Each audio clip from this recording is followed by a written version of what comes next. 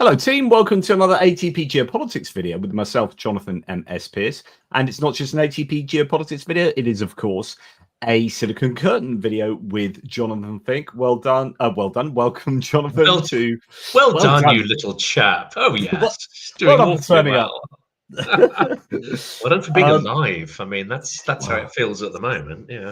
Yeah, it's crazy times we live in. And well, what we're going to be talking about tonight, the Coalition of the Willing meeting in France with the 30 plus nations that met with Zelensky. Then, of course, a minerals deal that I talked about personally myself this morning. I don't know if you have done on your videos, but there were rumors of it coming out this morning with a leaking of the deal. And now it's got, mainstream media's got hold of it. People have analyzed it, and yeah, it's looking like extortion yet again. So yeah, it is crazy times. You kindly shared the link with me. I've had a look at the article in the Telegraph, which I normally can't see behind the firewall, but it's a gift article. This is an extraordinary article. We can't obviously gift it to the entire community, but we can. That link is a gift link. Okay, hooray! Yeah, everyone read it for free. They'll love us there. This seems to me. I mean, you've gone into this in more depth. This deal seems worse, in fact, than the very first draft, which we'd already labelled extortion. I mean, have I interpreted that correctly? Yeah, I think so. I mean, if we just look at the beginning of the article, Donald Trump is holding a gun to the head of Vladimir Zelensky, demanding huge reparations payments and laying claim to half of Ukraine's oil and gas and hydrocarbon resources, as well as almost all its metals and much of its infrastructure. The latest version of the minerals deal obtained by the Telegraph is unprecedented in the history of modern diplomacy and state relations. I mean, this is Daily Telegraph, right-wing newspaper, really going to town on this. I say that, because you might think it would otherwise be very supportive of, say, Donald Trump, maybe in other contexts, but it's not here. It's an expropriation document, said Alan Riley, an expert on energy law at the Atlantic Council. There are no guarantees, no defense clauses. The US puts up nothing. The Americans can walk away. The Ukrainians can't. I've never seen anything like it before. The text leaves little doubt that Mr. Trump's chief objective is to incorporate Ukraine as a province of America's oil, gas, and resources industries. It dovetails with the parallel talks between the US and Russia for a comprehensive energy partnership, including plans to restore West Siberian gas flows to Europe in large volumes, with US companies and Trump-aligned financiers gaining a major stake in the business. The revived gas trade would flow through Ukraine's network and later via the Baltic to the sabotage Nord Stream pipelines are brought back on stream. The new draft states that the United States Ukraine Reconstruction Investment Fund will control Ukraine's critical minerals or other minerals and oil, natural gas, including liquefied natural gas, fuels, or other hydrocarbons and other extractable materials. All critical materials listed in the US Energy Act are covered, including both rare earths and 50 other minerals such as lithium, titanium, cobalt, aluminium, and zinc.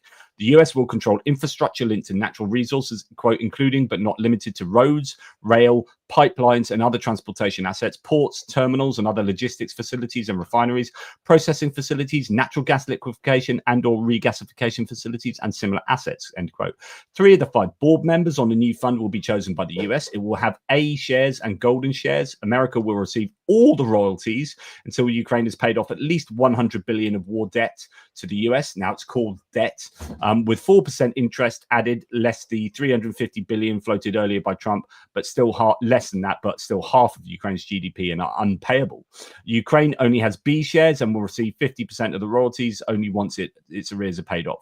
The fund is registered in Delaware, but under New York jurisdiction. The US has a first right of refusal on all projects. It has authority to examine the books and accounts of any Ukrainian ministry or agency whenever it wants during working hours. And just finally, the US can veto sales of Ukraine's resources to other countries, which might mean banning rare earth sales to China, but might also restrict sales to Europe. Professor Riley said, quote, "It's not compatible with EU membership, and perhaps that is part of the purpose. I have to wonder whether the real intention might not be to force Zelensky to reject it. The US pays in no investment capital, deeming its contribution to be past military aid. No security guarantee is offered." And I'll leave it there just because you don't want to hear me bang on too much. But my goodness, that's insane. And to join Daniel Smith, who joined us on the trip out to Ukraine, Jonathan, I'm going to have a drink. Okay. it is worse actually than my initial take, and my initial take was pretty bad. Unfortunately, it does align with something that we talked about and the last couple of live streams, which sounded extremely conspiratorial. Even when I was saying it, I was like, well, this seems like it might be true, but it seems far too conspiratorial to be true. And that was that Trump, behind the scenes, is conspiring to essentially annex Ukraine, to divide it up like a kind of Molotov-Ribbentrop pact, or the equivalent in terms of resources, translating that military pact into his understanding, which is, transactional, physical deal. This is exactly that thing. This is the thing we were talking about. This is not a minerals deal. This isn't even extortion. This is an annexation of Ukraine, or attempt to do that, in partnership with Putin. This is the worst case that we outlined and said that it could be a possibility several weeks ago. And I know many people would have thought, oh, hang a second, these guys, they're cynical. They've been watching this a little bit too closely. Now, come on now, this is the US. We don't do things like this. This is pure and simple an imperial move that is leveraging a genocidal war. And also note, because I want to link this and see what your thoughts are, it's no coincidence that for the first time during the Trump presidency, there has been the mention of nuclear weapons once again earlier this week. So on the one hand, you've got this deal. It's not a deal, it's a capitulation. On the other hand, we might stand back while Russia nukes you if you turn us down. Now, I'm not saying they're going to do that, but this seems to be the carrot and the stick. In fact, it's two sticks and no carrot. And of course, that's in contravention of the Budapest Memorandum, which would be highly controversial. They can't stand back. They've literally contracted to, yeah. But I think the problem is with the Ukraine war at the moment, with the activity of the US, is that it's just really fertile ground for conspiracy theorizing, isn't it? It's like you start thinking in really cynical terms of like, your 4D chess, or this happening, or that, or they're doing this because of this, and you start, second guessing, and then thinking. But it's not a conspiracy if it's true. It's not a conspiracy if just literally days later, the very worst case you outline actually happens, and here it is in black and white. This is incontrovertible. This is an annexation document. It is not a trade deal or any kind of security document, because there are no security guarantees whatsoever in this. No, so I think you start being able to understand things a little better when you start with the premise that the US, and when I say the US, I mean the Trump administration, of course, the US doesn't give a shit about Ukraine. So if you start with the premise that they are neither morally nor politically like engaged with the outcome of Ukraine, they don't care one iota for a just peace. They don't care one iota for. He keeps saying he's worried about people dying and this and that, but he's not. That's just doesn't give a damn.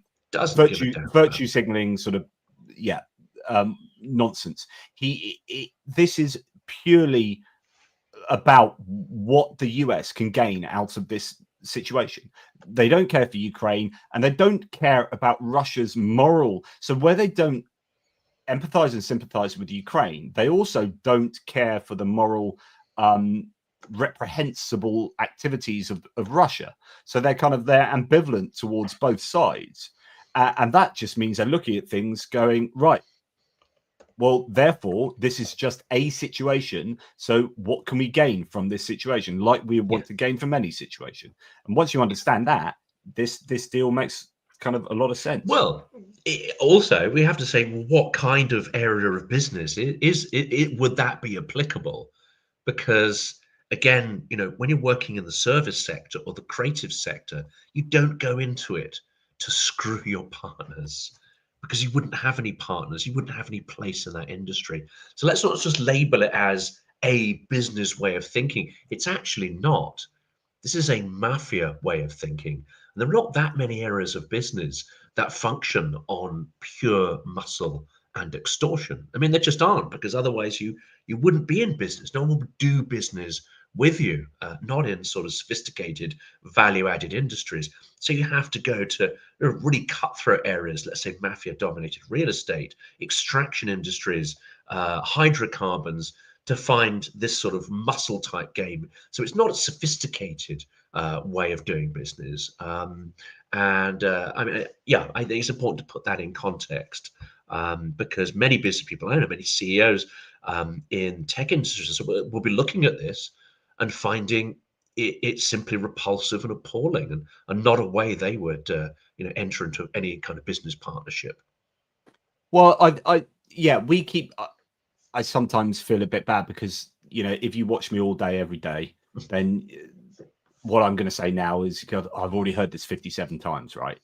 Yeah. And we've no doubt talked about this already. But like you said, Trump is like a real estate mogul, and he approaches international geopolitics with his New York real estate mafia mogul hat on. And in that transactional way, this makes sense, which is, right, we're doing a deal. I don't care for Ukraine, because Ukraine is a competitor like Russia is a competitor, but I can actually use Russia to engorge my pocket more than I can Ukraine, but actually I can use Ukraine as well. So I want to open Russia up to get these trade deals coming in, but I also know that Ukraine is on its knees, and I can just bend Ukraine over a barrel and take advantage of Ukraine and extract and extort out of Ukraine like a mafia boss would. I'm extorting through some kind of quasi protection racket all of your natural resources, and then I'm just making money out of Russia and making money out of Ukraine. Jobs are good. Racket is the right word for it. It's not a business deal. This is extortion. This is a racket. This is actually profiting from genocide, pure and simple, profiting from the trauma and weakness of a victim country. Because again, we cannot, this situation should not be normalized in the way of, let's look at it as a business. It's not. Governments should not and cannot run as businesses. They must be based on something other than that, on frameworks, processes, values.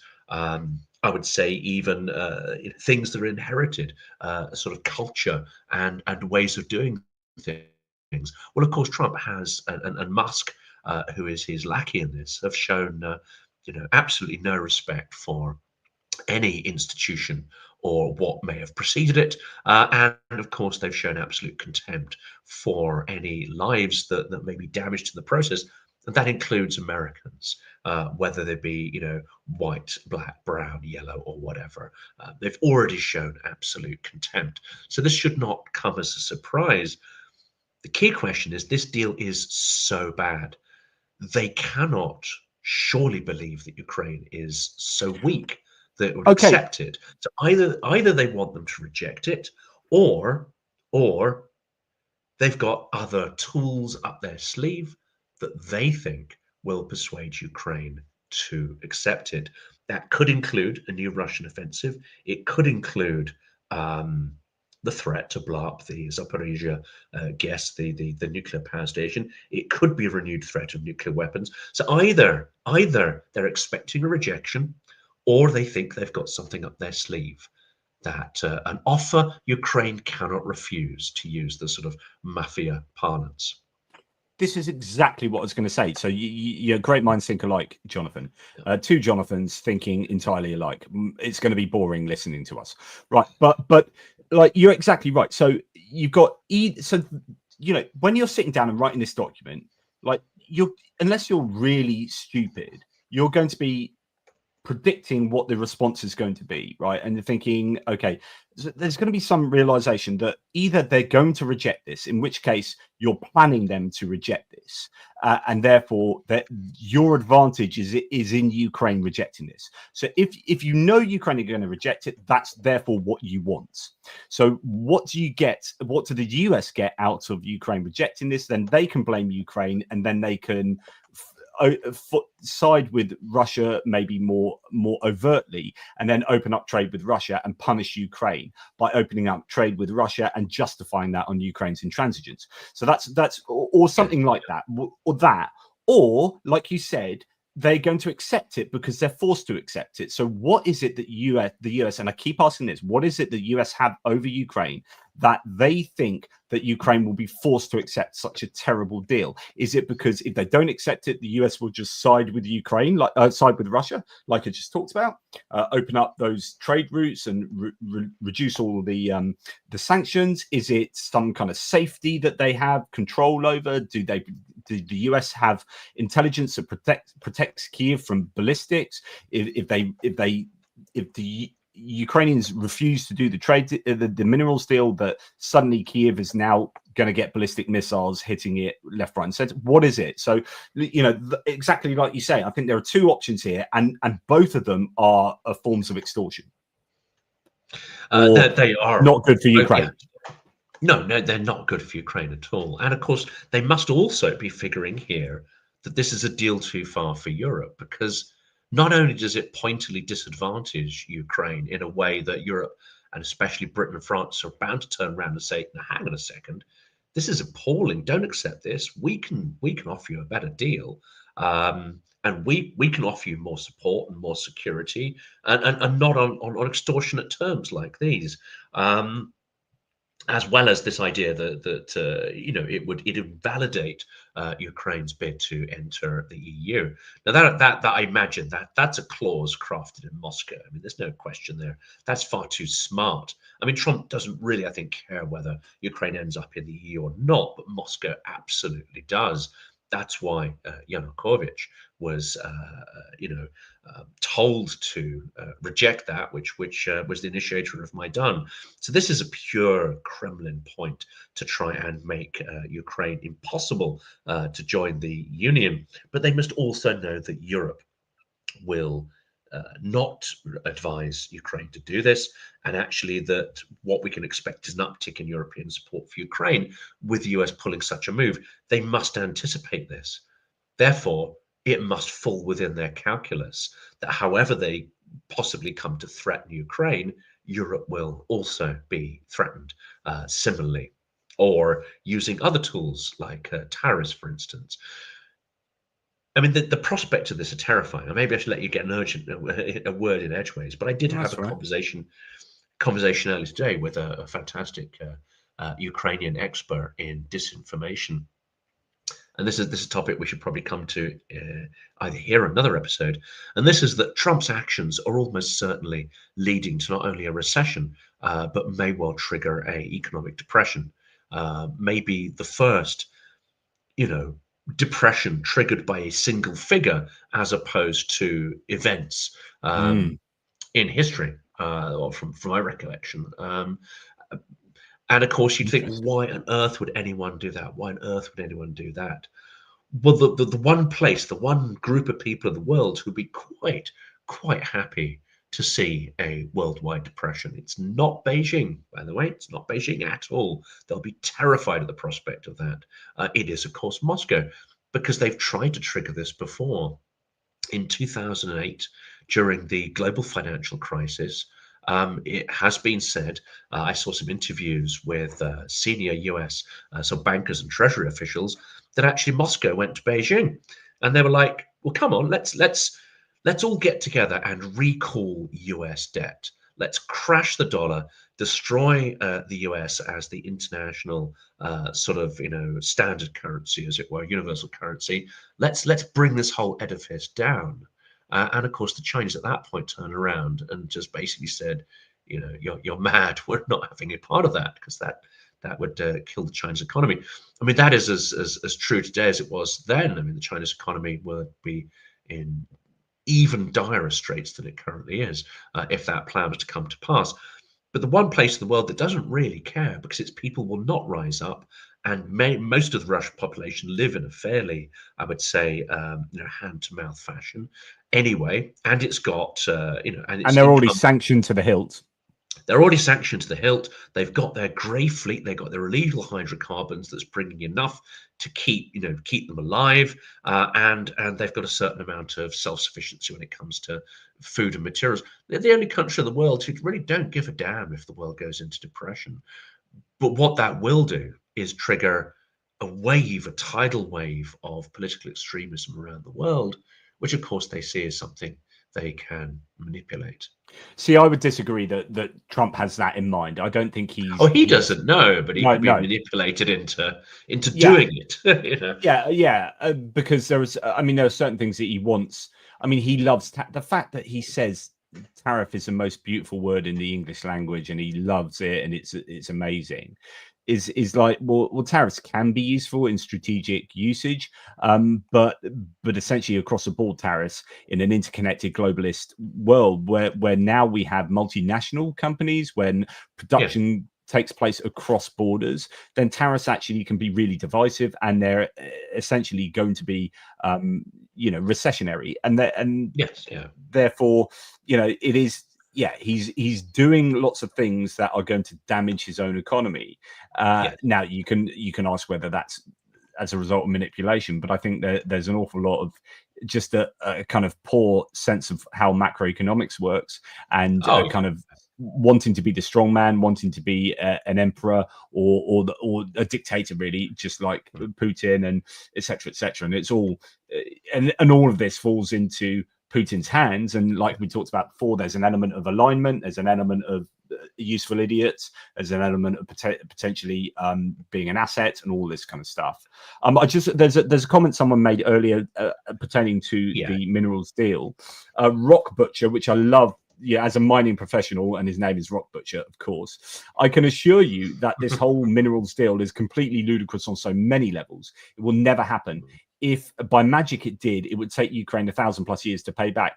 So one thing that some people are saying is that Ukraine might sign up to this, knowing that it's not really going to come to fruition for many years, and hopefully a new government will come in and then say, by the way, maybe a democratic administration will come in and say, yeah, that sucks and it was evil, and we'll roll that back. Wow. That Trouble is with one that one theory. is this deal is so bad, it would quite possibly trigger a new Maidan.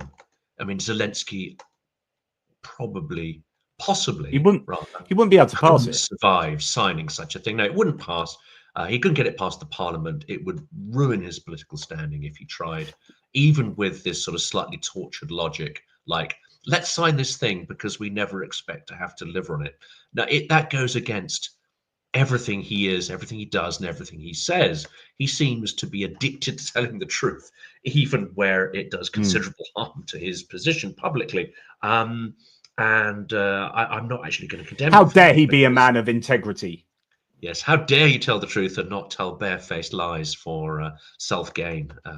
But no, I think he's one of the few people in the world who's prepared to do that, and as such, he is that dam holding back the sort of the tidal wave of lies and filth. But no, this would destroy him. I think personally, it would also destroy his political career.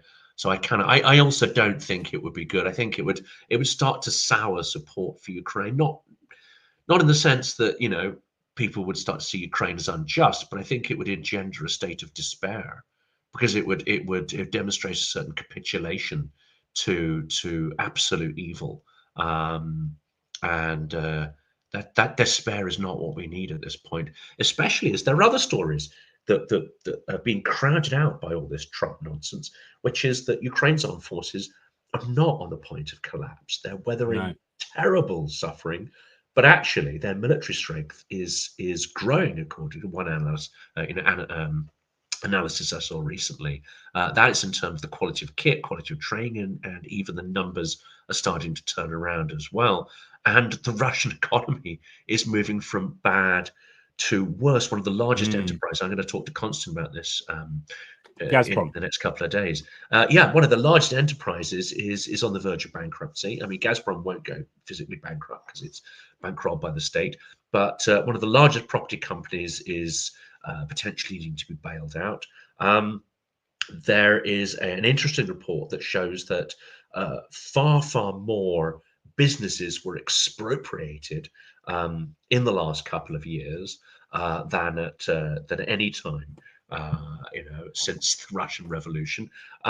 This is not just external Western businesses, but internally, many businesses are being stolen and handed over to Trump and to Putin loyalists in exchange for money to try and keep the economy going. And now Russia is seeking to sell off chunks of its state assets. These are the things that Putin wanted to rip out of the hands of the oligarchs, and he did not want these to be in private hands. He wanted the state to be able to control them and utilize the wealth from them. Well, they're now being forced, because of their liquidity crisis, to start selling off chunks of their state assets. They are screwed. If it wasn't for Trump, they really would be on the ropes. And despite his best efforts to save them, they probably still are in a great deal of trouble. And the head of the Bank of Russia, remember, in December said in March, it may well be the case that we're going to have to freeze retail bank accounts and monies, and that caused everyone to panic. And then they came out and denied that was going to be the case. But if that is something that is going to happen at some point soon, then that will be an absolute disaster. So yeah. You're right. It's a very different reality and I talked about this morning in one of my videos that in fact, no, not this morning. I think it's in my military aid video that I'm yet to release, but it's the doom posting of these mainstream media outlets often talk, and indeed the American administration that talks about, Trump himself says, most of the cities are in rubble, and the thousands of Ukrainians are surrounded, and woe is Ukraine, woe is Ukraine. And actually, no, they're doing all right, thank you, given it's 3 years into the war and the front line's held, and actually they're pushing back at the moment. I mean, I do wonder whether the Russians are going to bring to bear a significant force that they've been mustering up in the Kursk region and maybe elsewhere, but nonetheless, things are looking okay. And with enough support, Russia would be in real trouble. The foot was on the neck of the Russian economy and the Russian military, and Trump came into power and took that foot off. And here we are now. Yes, so it's precisely really true. It's precisely true. Almost what you're saying, with like so much bandwidth has been strangled by talk about Trump. I mean, there is a comment here from someone, Terracon, saying, why waste time talking about this? I mean, that's a minerals deal. It's just a pointless background running commentary thing about the distant future. The problem is, like, it's not though. It's not though, because actually this is reflective of the relationship between the US and Ukraine. And actually, that is what's possibly going to define the outcome of this war.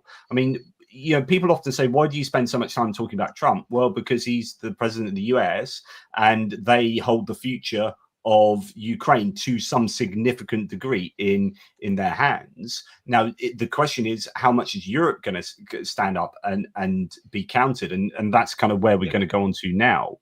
I want to give that question a passionate response. Let me, I don't mean to troll this individual who wrote that. But look at this historically. You are seeing two of the largest and most powerful empires in history. I mean, obviously, Russia isn't at the height of its power. The USSR. That looks like a picture. Sorry, that looks like a picture of Pierre. I wonder if that's Pierre changing his name. So this won't. But anyway, carry on. Yes, I don't mean to be mean to Pierre, because I love having a robust debate with Pierre if it is him. But here you have, the USSR is on its second, I would say, phase of collapse. It's already, had one major disintegration and is now entering a second.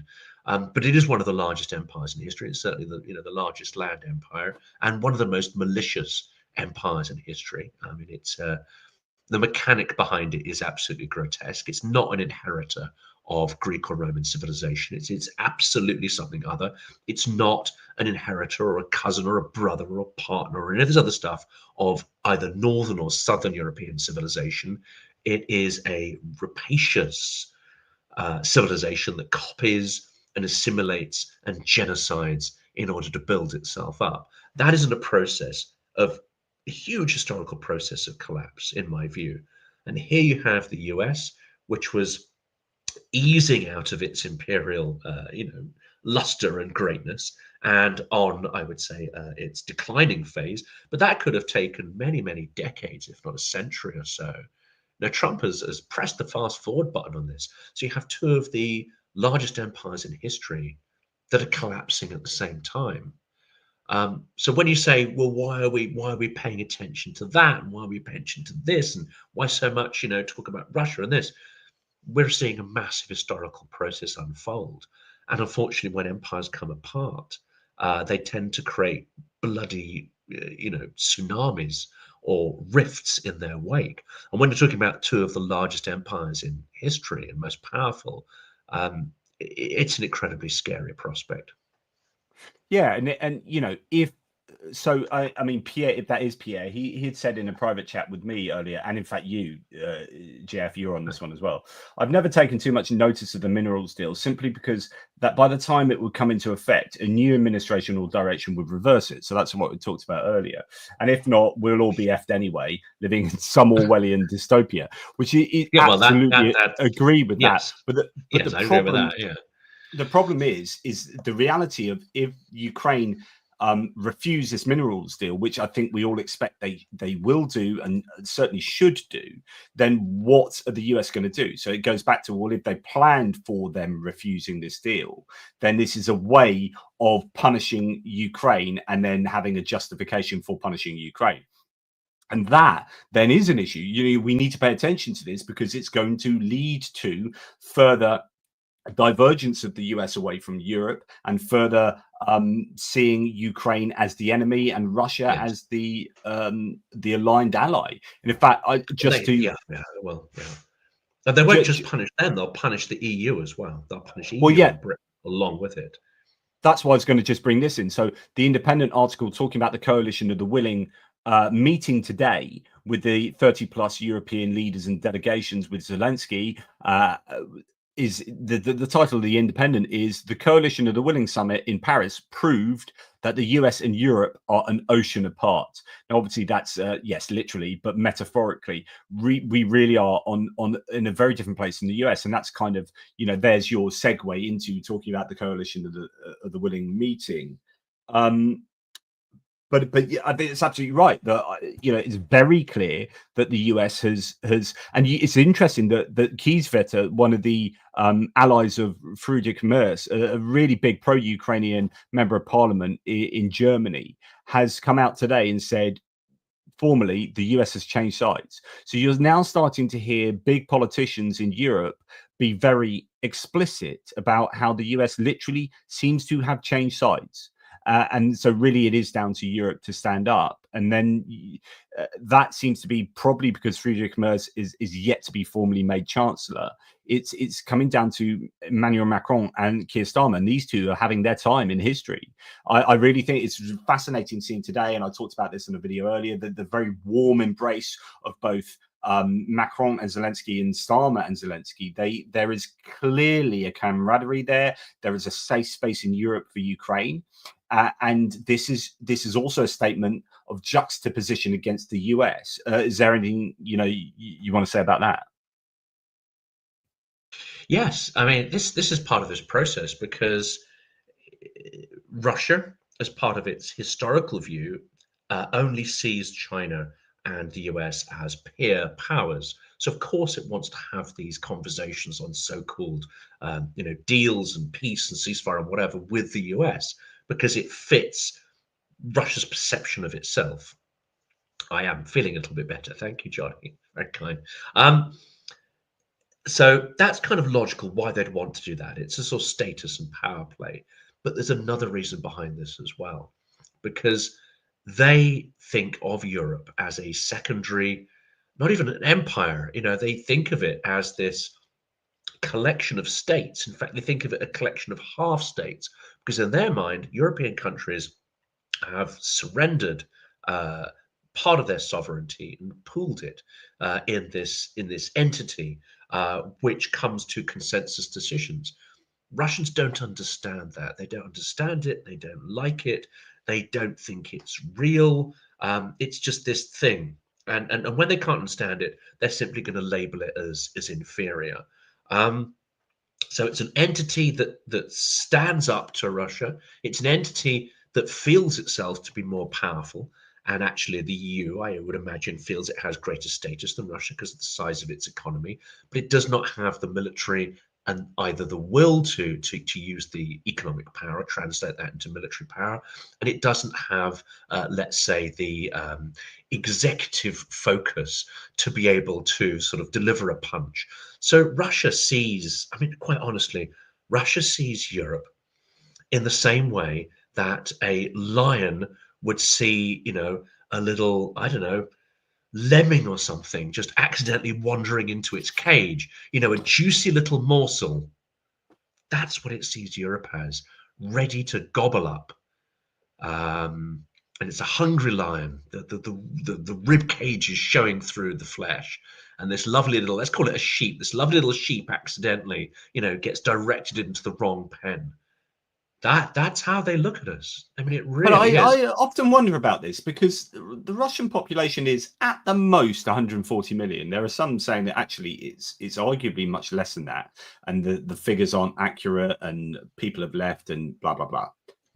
And you're thinking, well, if Europe say 550 million people, and you're thinking, yeah, we can gobble these guys up, and the European economy is much greater than Russia. The European military together is much greater than Russia's, and the population is much greater. Then, like, it's this weird, like, fallacy of invincibility that they appear to have.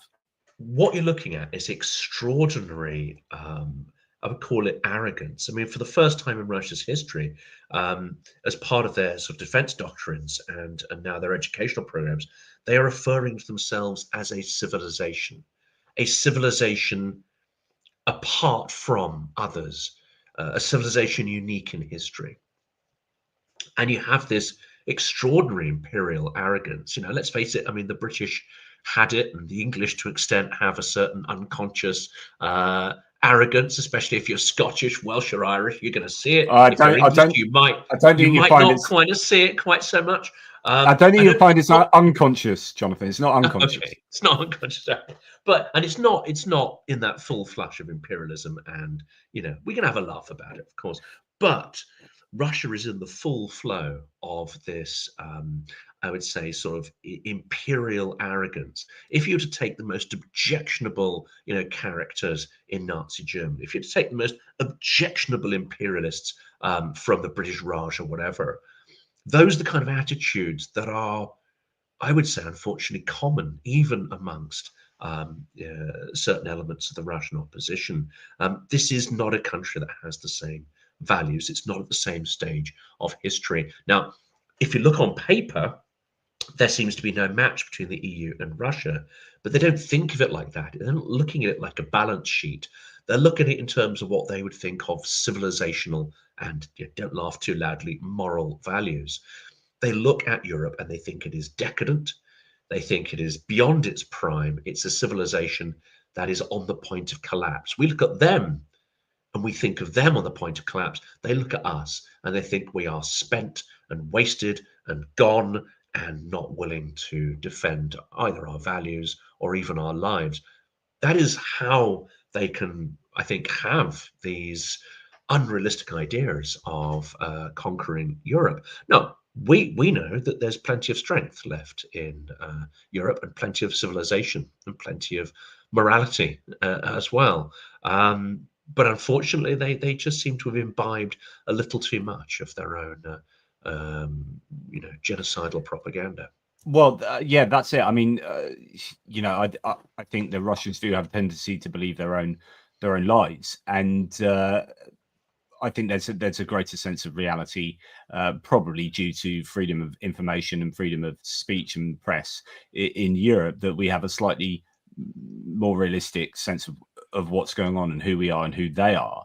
But what's just utterly bizarre is that it's become so overt that the US appears to have, or the US administration appears to have aligned so much. I mean, it's really interesting listening to Jim Hines, who's a ranking member on the Intelligence Committee. He's a Democratic senator, but he was saying, and he said, look, here's a report on the threats for this year and whatever. This was only yesterday, and he'd given Tulsi Gabbard a hard time in the hearing, and he's like, it appears that we have just I forget his phraseology, but essentially said we've just got into bed with Russia. Like, what is going on here? Like, so when you've got half of the American political establishment and you've got most of Europe saying that the US appears to have changed sides, then I think we're well justified now in saying that the US has changed sides. Like, literally, they are supportive of Russia. And the EU has to come together. And the problem is there are still, like, even though Ursula von der Leyen's rearm Europe or readiness 2030 or whatever you want to call it, with 150 billion euros plus moving up to maybe 800 billion euros, and there's still like Italy and Spain and potentially even France getting in the way of this happening at the time where we need complete unity. That's really frustrating, because I was thinking a week ago, Europe, really are standing up. Now I'm already thinking, well, there are some issues. But then today, the coalition are willing. I think you've got a good sense of unity back again.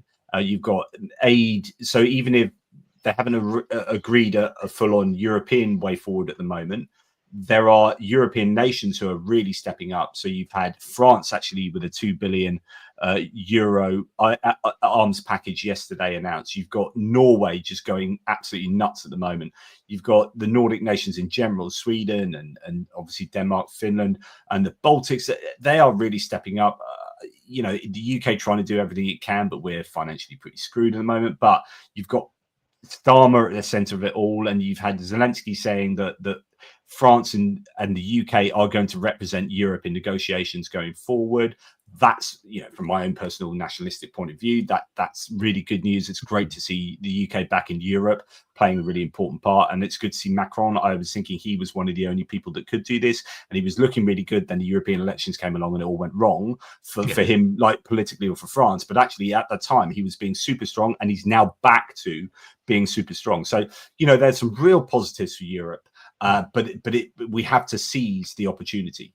Yeah, I've got some, a friend who's commenting, who knows a lot more about sort of European strengths and European politics than I do, and I think he's sort of putting some detail on what we said. Is that the Russian assumption is that Europe is far weaker than it actually is, and and they also assume that because of gender identity issues, somehow we have fallen apart. And of course, those issues, whether whatever merits those arguments have, it's a minority issue in every society. It involves a small minority of people. It doesn't affect the armed forces, the effect of the armed forces. And of course, what we know from history is that certainly Britain, when push comes to shove and there's a crisis, we might not be brilliantly prepared when the crisis kicks off, but we tend to get our act together. So I think his point was that if Russia thinks it can just stroll into Europe, and how divergent that is from reality doesn't mean they won't do it, because they walked into Ukraine with a full-scale invasion, but with far too few troops to deliver on the plan that they had, and the plan was kind of bonkers. They did that against what any military planner would say is a reasonable reality. So there's nothing to say they won't pull another absolutely insane kind of stunt, especially if they feel that the US has genuinely flipped sides. But they will get a seriously bloody nose, I think, was the point of my friend who's been texting wildly reams and lists of Europe's military capabilities, but also whatever we have or haven't got, whether we underestimate or overestimate, probably overestimate our stocks and the serviceability of the equipment that we've got, and the sort of, the capabilities that we have when they actually come to a firefight. The fact is that in a crisis, we will I think sort of dust off those production lines pretty damn quickly and work with places like Turkey, South Korea, Japan, and so on to restock them. Here's one I wanted, before I forget. Erdogan, it's all kicking off in Turkey. And the coincidence of that makes me think, do you know what?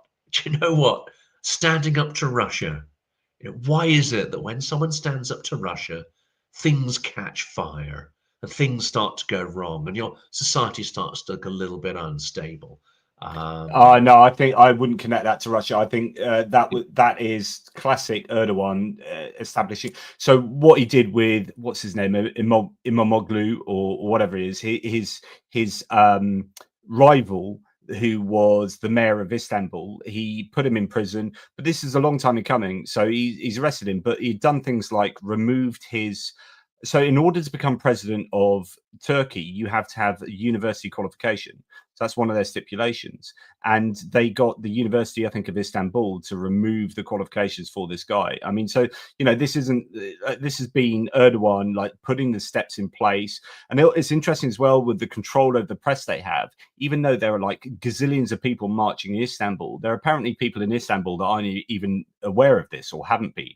It's all been through word of mouth. And so, this is classic Erdogan doing inching away at further, getting towards more and more autocracy in a way that Trump is going to be looking at going, that's what I want. He loves Erdogan, he loves Viktor Orban, and both of these two rulers are to an extent peas from a pod, although Erdogan is much more savvy about Russia and the relationship of Ukraine with Russia, whereas Viktor Orban, you're on mute by the way, mate, but Viktor Orban is just far more of a Putin wannabe. I'm not sure you could even compare the two. I mean, yes, the mechanics of how they it's the mechanics. That's the mechanics of capturing the state is of Yeah. course similar. But in terms of their stature and their genuine power, I mean, it's almost in common. I mean, they're both quite good at trashing their own country's economy because of lack of real understanding of macroeconomics and the sort of subtleties of that, as well as the rampant nepotism, which of course is bound to bring your economy to a pretty bad place. But Erdogan has genuine power, doesn't he? I mean, he's a genuine player. Yeah. Whereas Orban is just a sycophantic toad. So Hungary doesn't have the power geopolitically that Turkey has. Turkey's very powerful for a bunch of reasons, and it has a large standing army and its position at the Bosphorus Straits, and as I keep saying, the crossroads of north and south, east and west, Islam, Christianity, secularism, Europe, Asia, Middle East, Africa. Turkey is there. Turkey is an incredibly important global player. And so they are very different. But I was talking about the mechanics there, and those are the mechanics that we are seeing being implemented in the United States at the moment to a staggering degree. And many people aren't particularly aware of quite the scope of what is going on underneath the radar in the United States, and some of it is truly scary. The attack on the judiciary, the attack on and by judiciary I don't just mean the judges, but I mean legal firms that are being targeted by the Trump administration, the attacks on the universities and the funding, Columbia University, all these things. These are classic. This is exactly what kind of Orban's done and Erdogan has done, and the control, the control from the top of the pyramid in the United States is only growing, and it is really scary. But there you go.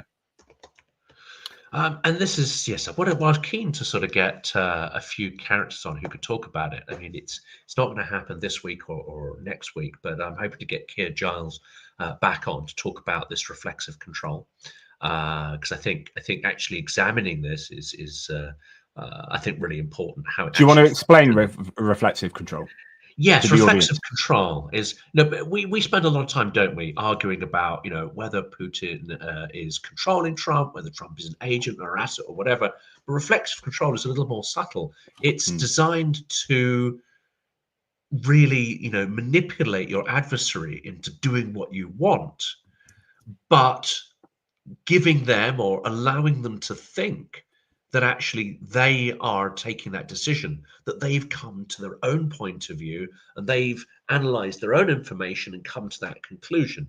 Actually, you've manipulated the information, you've helped to manipulate the decision or their route towards that decision through various methodologies, but you retain or you allow them to keep the illusion that this is their choice, when in fact they've become a kind of marionette of yours. I mean, this, I think, is quite a powerful concept to explain what Trump is doing, because if we simply stick to the is he an agent kind of thing, then we just fall into a real partisan, sort of partisan sort of argument, and that doesn't solve anything. whereas reflective control is a core Soviet technique, which Yeah, essentially has only been refined.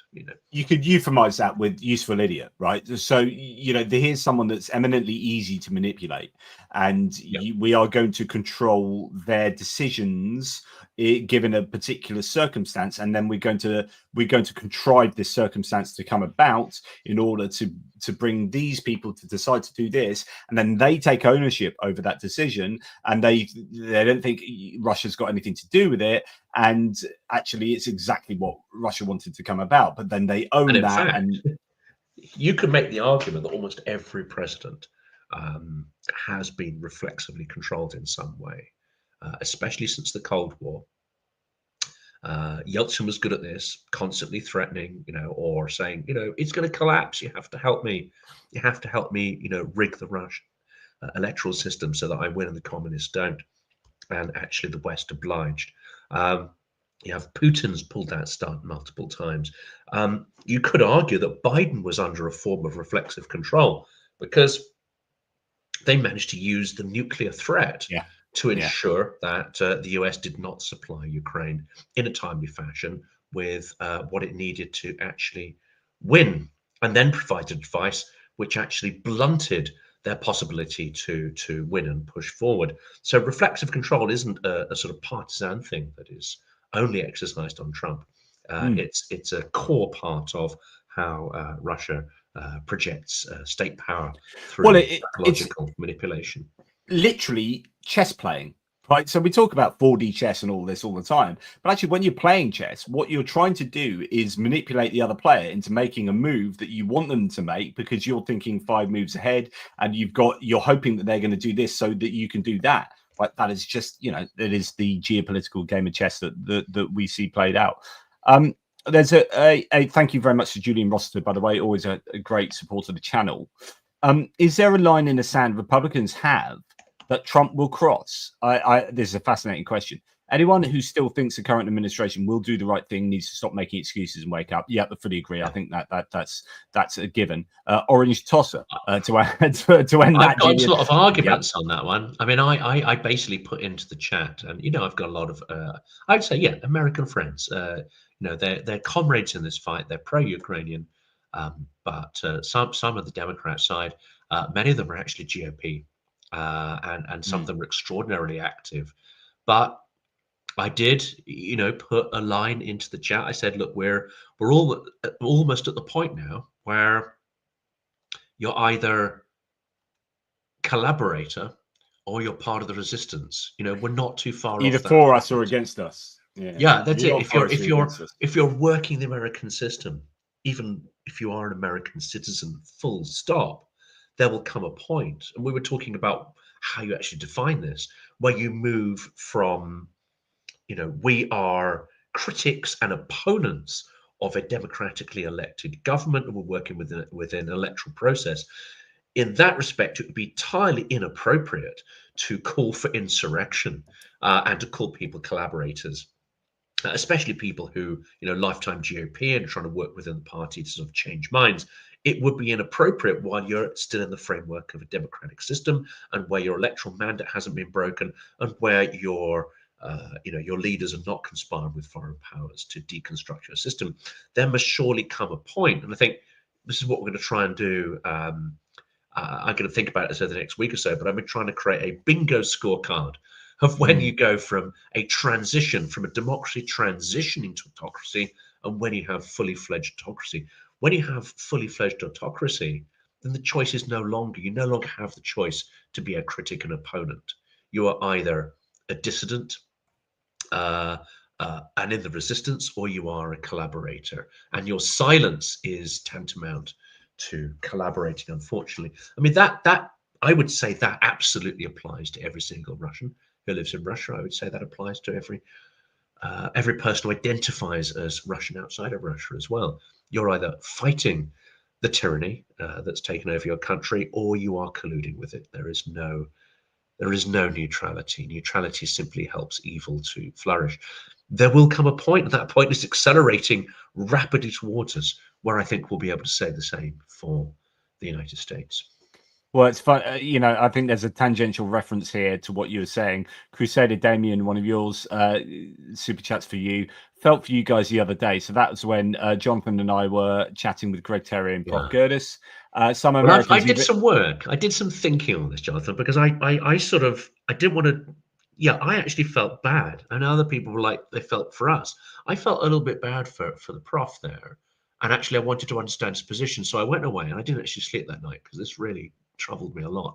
And using ChatGPT, I've produced like a 50-page document listing all the checks and balances, all the ways in which they've been challenged, and all the characteristics of the major authoritarian and hybrid authoritarian regimes over the last 20 years, listed them all out so I could capture everything. And I started to put together a bingo scorecard. I think I'm now in the conclusion that the US is transitioning, and it's showing clear signs of transitioning towards autocracy. But it doesn't even tick all the transitional boxes. And certainly it's not an established autocracy. So in some ways, I kind of feel the challenge that the prof has articulated there, because it's a process But we in talked about that. train. It We hasn't yet said succeeded fully. no, but I don't think anyone said it had. Like, that was Mm. literally part of our conversation. That's why I said there's a difference between saying he's a tyrant and he's tyrannical. So, Yes, so yes. that do you remember that? It's like Yeah. he wants to be a tyrant and he's doing all the things. So it might not be that all boxes are ticked, but all boxes have started to be ticked. Do you know what I mean? Like Oh, they're, yes, they're yeah, that's true. Yeah. there are inches here and inches there in every single different category, where the US is, or where Trump and the Project 2025 crew are trying to gain more and more power. And Yeah. if you don't stand up and shout about it now, you'll be like we talked about on the night. You'll be the frog boiling in the pot, and at some point you've got to jump out the pot and say, I have a feeling this pot's going to bloody well boil, and if I don't jump out now, I'm a dead frog, right? So, Yeah. but yeah, And it's this is just happening at terrifying speed, right? This isn't and just a it really slow, is, yeah. you know. There are experts that have said this is happening way quicker than places like, say, Erdogan. Erdogan's been in power for an awful long time, right? And Yeah. Yeah. he's been doing things like this to create like a decades long, like several decades long, like march towards autocracy. And Turkey is still in that hybrid place, right? The US has had like literally 8 weeks, like Yeah. Yeah. 8 weeks, and already people are like. So yeah, the speed, and that's what's particularly worrying. But anyway, Crusader Damien says even professors don't just understand what's at the US helm. Keep up the great work. So thank you for that, Crusader Damien. But yeah, that was a good faith dialogue, and I know Prof. Gerdes got a lot of, in my threads, got a lot of hassle for his positioning. But it's really important that we have these discussions, and it's really important that we don't like not have them because we disagree with other people, and that we have these good faith discussions.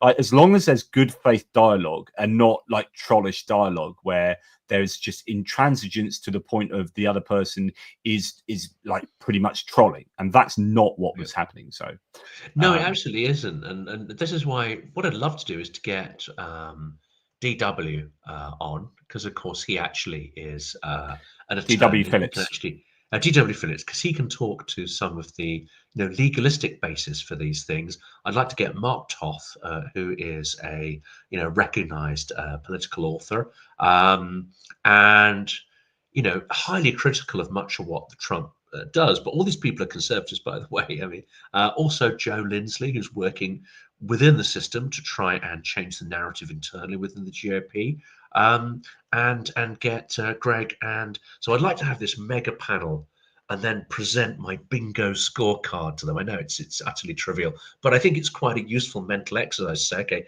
here are all the transitional elements of the slide towards autocracy, right? And these are mapped from multiple countries, including Philippines, Georgia, etc. These are all the transitional processes. This is what it looks like when autocracy becomes entrenched. Now, not every country has every single one of these ticked, but here they all are, captured in a transitional and established board, bingo card. Let's agree on which boxes the US ticks, and let's actually put a few other countries in there, for comparison, Britain and so on. because they'll often point to things like, yeah, but hang a second, Britain's not perfect because we have introduced extraordinary laws that discriminate peaceful protest and the right to assembly that was brought in by a conservative government. Terrible laws which should be appealed and terrible police practice. There is this constant refrain from the right, especially in the US, but I've seen many people use this one, which unfortunately, I mean, Russians would love this because they see their own talking points being reflected and amplified, that we don't have freedom of speech in Britain because, you know, if people use social media for hate speech, yet the police might actually turn up and arrest you. You know, if you troll people and stalk people and threaten to kill them, you know, funnily enough, that's illegal. That doesn't come under the remit of free speech.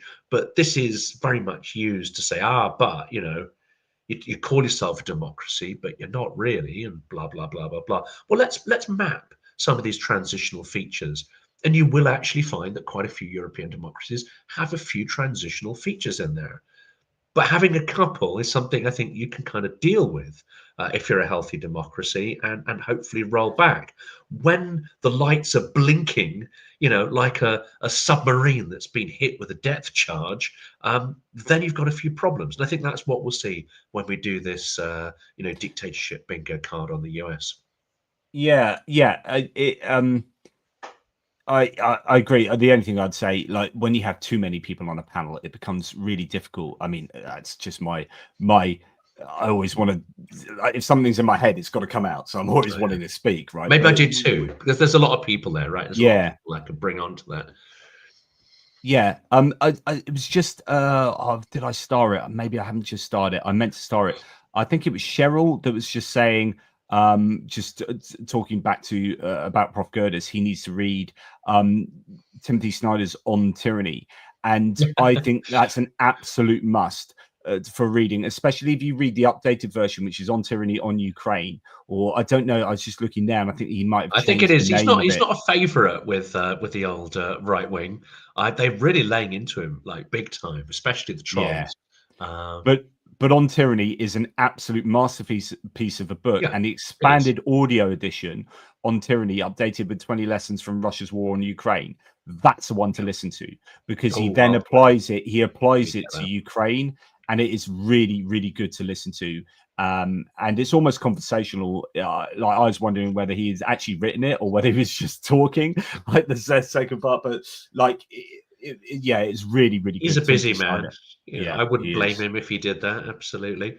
I'm gonna while you're chatting away there, I'm gonna go and order that for myself because that's Yeah, really good. But make sure you really get the Ukraine one. That is the expanded version. But yeah, so yeah, let's just do a couple of super chats. Here's one from Putin Puppet.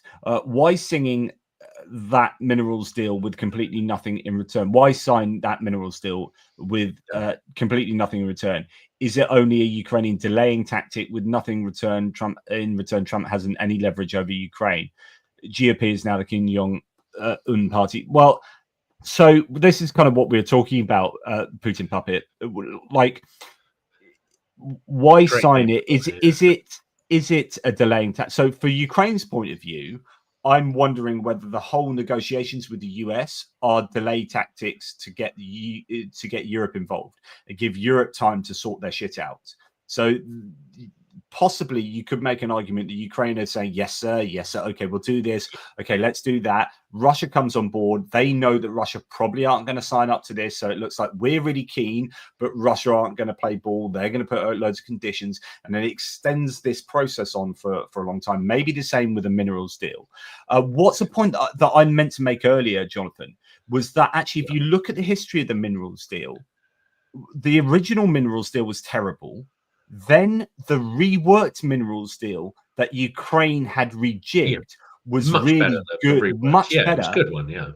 Then loads of people reacted to that, I think, in public and said, well, this is good, much better for Ukraine. And then the US kind of picked up on that. This is my speculation and went, oh, shit, actually, this is too nice for Ukraine. We need to go and rework that. And now they've come up with this. And it's back to the idea that actually either we are planning on Ukraine not being able to sign it, or we have so much over them that they are forced to sign that. And that's where we're at. It's one of those two options. I think or it's playing for time. I really do think it's but from a Ukraine point of view? time. From a Ukraine point of view, and that's for two reasons. One is waiting for Russia to overreach, waiting for them to commit some horrific crime on the theory that either the US will go, oh, that's terrible, which they won't because Trump actually doesn't care, or that the US public might, or that Europe will say this is a step too far. So on the one hand, they're waiting for Russia, give Russia enough rope to hang themselves. The second one, of course, is just if they can agree with Macron and Starmer to just buy a couple of weeks for Europe to get its act together, then and possibly collate enough special forces to have some presence on the ground. I think we're rapidly moving to that point where there's no point anymore talking about the backstop for the US. There's no point waiting for some kind of consensus to emerge. I very much hope our leaders are now dealing directly with Ukraine and looking to get something ready to go on the ground so they can literally stick two fingers up at the Yanks and the Russians. Well, that's really interesting you say that, because what came out of the Coalition of the Willing conference, for want of a better word, today was that there were three pillars. And the three pillars that Macron was talking about, see if I can find it. The three pillars that Macron was talking about did no longer include the backstop for the US giving security guarantees. So I don't know if you remember, but a few weeks ago, when European leaders were talking about what needed to be in place for European peacemakers to be peacekeepers to be on the ground in the US, there was always, and we need US security guarantees. And Macron came out today and said there are three pillars, and it said that Ukraine's army needs to be in a good place, our reassurance forces need to be doing a good job, and then we need to rearm Europe, right? And there wasn't a place for the US security backstop there, because I think it's now recognized that they ain't going to do it. Wall Street Journal brought out a piece that said it's all falling apart and Europe aren't going to be doing this, but I'm not sure that was a very accurate piece. I think they are putting things slowly in place that need to be done. They said today one of the things that the European leaders need to do, or delegations need to do is go back and work out the legality of providing peacekeepers. Now, I was kind of upset that hadn't already been done, but that those are the things that need to be put in place. So yeah, absolutely. But on the same day, we have this 800 million European deal supposedly been blocked by, was it Portugal, Italy? I think it's Italy, France? Spain, and Right? France. Italy, Spain, and France. So my apologies to Portugal and my friends in Portugal who have been campaigning hard to do their bit. Again, I mean, that's not necessarily an anti-Ukraine move. I guess it's just sort of recognizing that actually these countries that have blocked the debt package have deep financial issues, which at the moment they're not able to go to their electorates or confident enough in their own sort of electoral strength to say, do you know what, we yes have and to no. Yes and no. So Italy's interesting. They've got an interesting history with regard to the Communist Party and communists. Spain have also the similar, Spain, the Civil War, and Franco, and also they don't want to be too militaristic, knowing that they had 40 years of a military dictatorship. And so there are some saying that and if you look at the polls in Italy, are almost anomalous, as in they're very different in terms of how much the general public support Russia and Ukraine compared to the rest of Europe. And so, yes, you can argue that there is some economic rationale behind their obstinance, but actually there might be some complexities with Spain and Italy in particular. France will be more to do with budgets and whatnot, no doubt, and always wanting money to be spent in France and in Europe and blah, blah, blah. So the France are probably doing more what France do normally, but those other two countries, interesting. And also, the further you get away from Moscow, the less that people care so much about or recognize that Russia are the threat that they really are.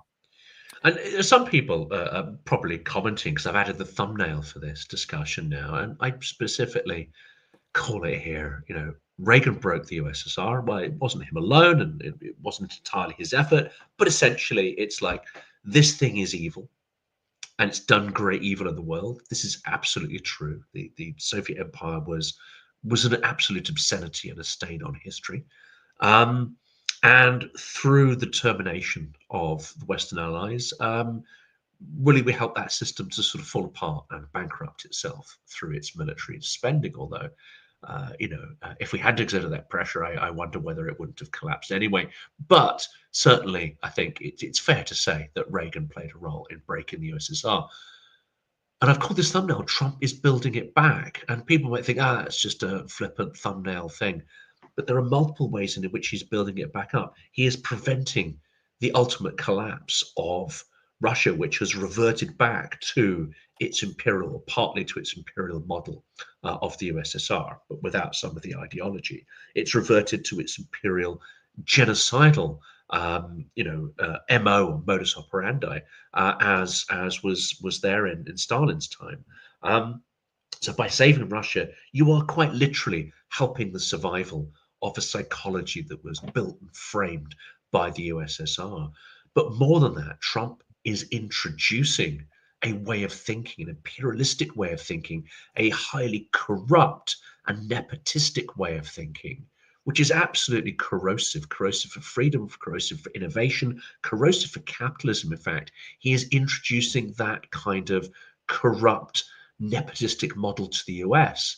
So it's a double sin. He's helping the USSR be rebuilt on Russian territory, and he is internalizing some of that model of the USSR mindset in the US, as well as part of its late stage sort of imperial collapse. So people might think this is hyperbole, but no, we have to start seeing Trump for what he is, an absolutely toxic and divisive figure who is helping the evil of the USSR come back into the world like a kind of zombie empire.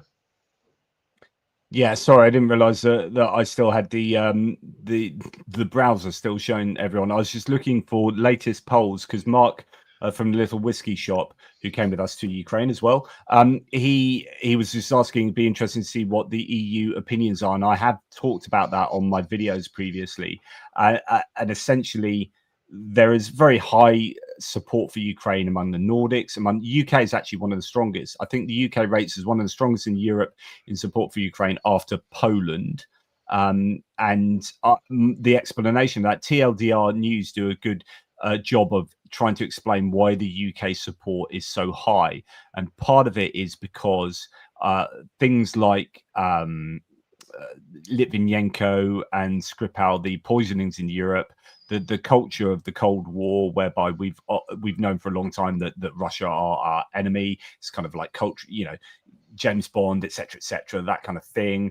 And so it's easy for us. We also, there's the idea that in British culture, we always like to support the underdog in like sports matches and stuff. And so Ukraine was seen. So there are lots of things that make it very easy for people in Europe to have this bipartisan support for Ukraine in a way that you don't see across Europe. And I think, once you start moving away from the Baltics and start moving down to like Southern Europe, that's where, the Financial Times did an article and looked at the distance from Moscow and the amount of support. Well, actually, the distance from Moscow and the amount of military aid that been given to Ukraine. And there's a real correlation that the closer you are to Moscow, and for understandable reasons, the more aid you're going to give to Ukraine.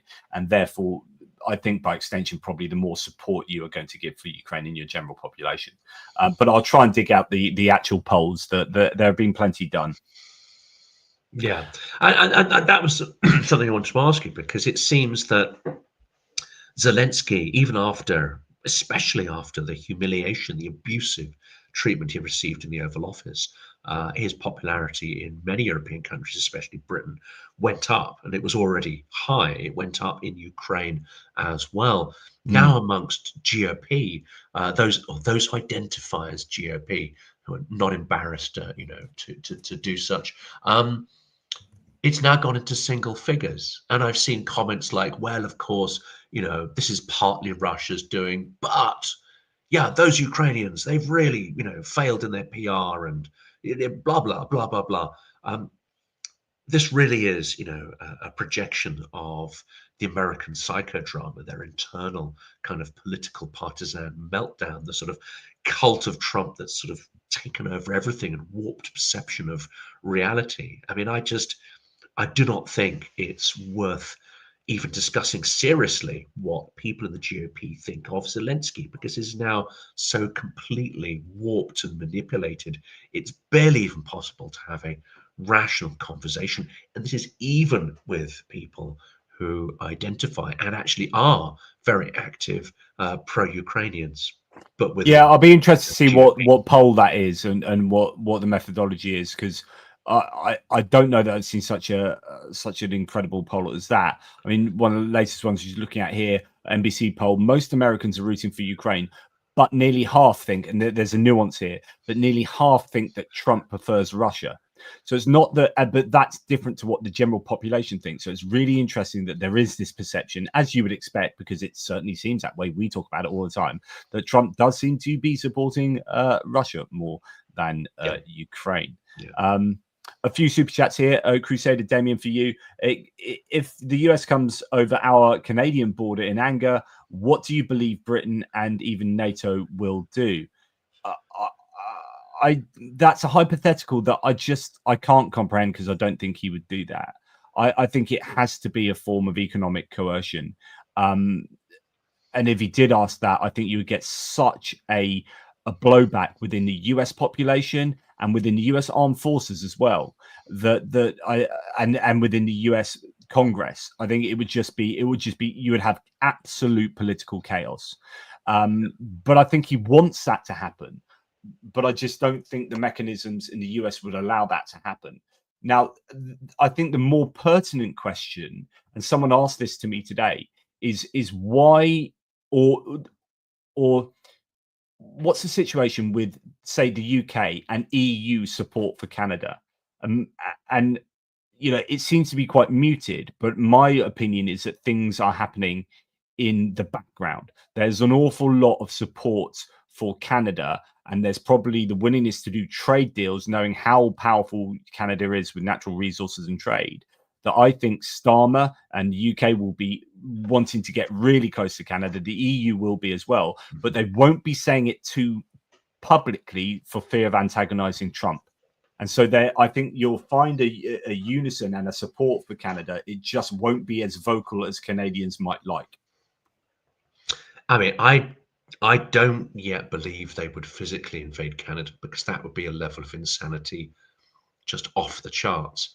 Greenland, however, that's a serious concern, and for Europe, that would have to trigger an incredibly serious response. But that annexation would likely it would resemble more the takeover of Crimea. It would be I would imagine there wouldn't be a full-on military confrontation, especially given there's already a lot of US troops stationed there. That would resemble the sort of Little Green Men type operation, I would imagine. And of course, there would be huge civic protest and civil disobedience, but it wouldn't be an absolute bloodbath. Invading Canada? I mean, come on, that would be an absolute bloodbath, because you think of Canadians, the number of Canadians who have shotguns, the number of Canadians who actually, when push comes to shove, would not want to be Americans. I mean, the sense of outrage and the sheer scale of death and destruction would be incalculable. So I'd seriously have problems thinking that Canada is going to, be invaded, but they will certainly, keep coming with trade blows and so on. That will drive Canada into the arms of Europe. I rather hope that actually, in a couple of months' time, we might be talking about a sort of commonwealth of democracies forming a kind of free trade area that overlaps with the EU, which Britain could become part of. And this could encompass Korea, this can encompass Japan and other free entities around the world. This is essentially the response of global democracy to form a global single market. I haven't seen this being discussed really anywhere publicly, but I think this is where the authoritarian slide, especially in the US, is going to drive things. This is actually great news for the UK. This is our way back in to become both a global player and also be a full participant on the European stage as well. It'd be ironic, of course, that this might be the result of Russia/Trump's actions, but I can see that happening, and then the US wouldn't just be attacking Canada if it makes moves on any democratic entity. It would be making moves on a kind of alliance of democratic nations. I mean, this could also dovetail perhaps with NATO and with an expanded and diminished NATO at the same time, and NATO without the US, but which could include other global democracies into a sort of global military alliance. I mean, who knows? This might all sound fantastical, but things are moving ridiculously fast. Someone's asked me from your channel to post the link to the Telegraph article, and I can't post it on your. If I post it here, it goes to my my one, so Pop I it in the can't do private that. chat. I'll put it in the description. Yeah, that'd be That fabulous.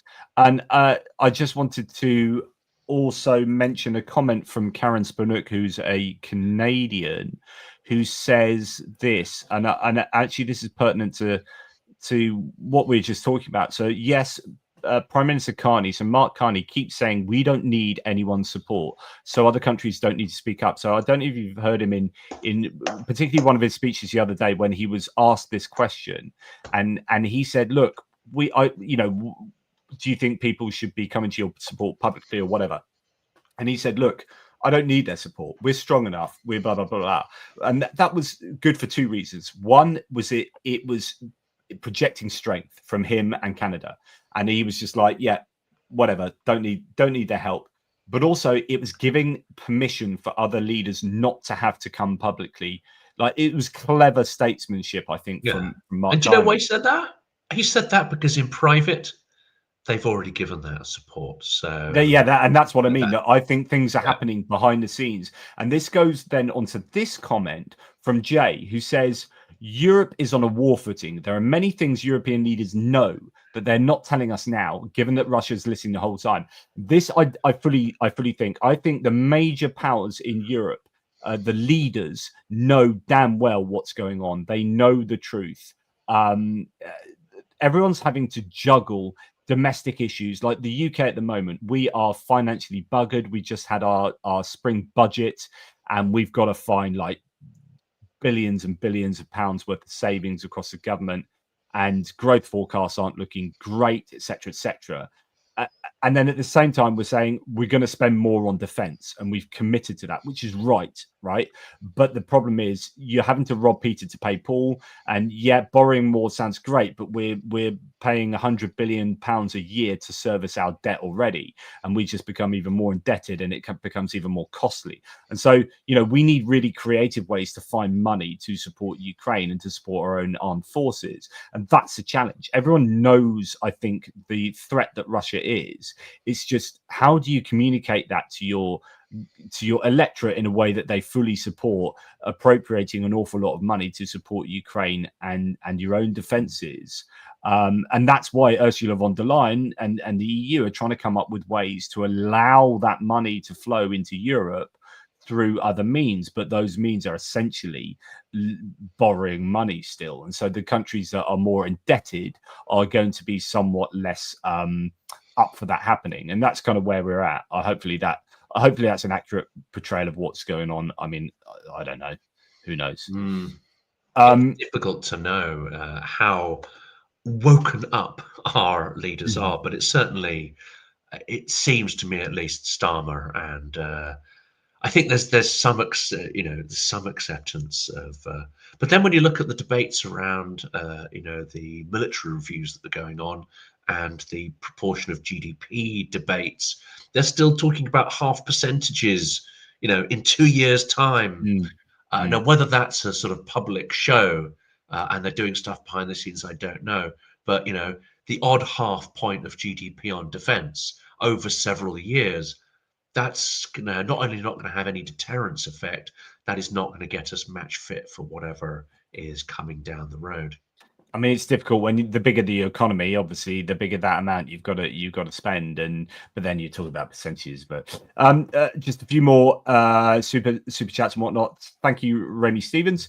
Bingo, great discussion. Thanks. Well, thank you. Putin puppet again. Most Americans don't have experience about having a Russian aggressive neighbor dictator. So I'm just trying to work out how to say this. An aggressive Russian neighbor. And dictators with world war battles on their soil. They aren't informed by the US media as well. Yeah, Gerda should join a trip to Ukraine. I always think anyone that casts opinion on Ukraine should get to Ukraine if possible, particularly Republicans in the United States, MAGA Republicans. I would love to see JD Vance and Donald Trump get their ass to Ukraine, see what it's actually like rather than talking bollocks about it, being informed by Russian propaganda. But I think there is a very interesting point brought up by Putin Puppet here, which is that the US after World War II, they didn't have to reconstruct their country, right? So it was not affected directly by war. So what they did is they piled loads of armed forces into Europe and provided defense for Europe for ideological reasons, while Europe went around reconstructing itself, because literally Europe had been torn apart by war. And so the US has never, apart from Pearl Harbor, never really experienced war on its shores and had that effect. So it's always having war in foreign places as sort of a way of projecting its power. And I think that there's an interesting dynamic there. So they're not going to feel as the American public aren't going to feel naturally, just like we talked about in Europe. They're much further away from the war, and they keep talking about that. This is an ocean away. But the flip side is that the US is at the top of the hegemonic ladder. They are the supreme power in the world. And if you want to maintain yourself as a supreme power, you have to project that power, and you project that through soft power.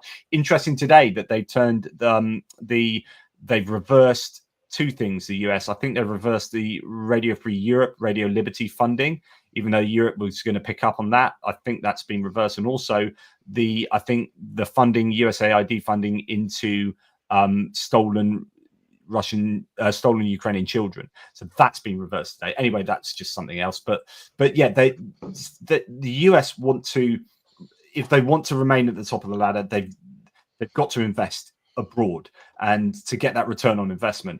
And the problem is many American people, the electorate, don't recognize the importance of doing that. And because they don't see the immediate return on investment themselves, they say, right, I want you to spend on freaking hospitals so that when I'm ill, or my schools so that when my kids go to school, and you see things locally, and you see the benefits of expenditure locally. You don't see the expenditure out there, which is why USAID funding was the easy one to cut, because you don't see the benefit but tangibly.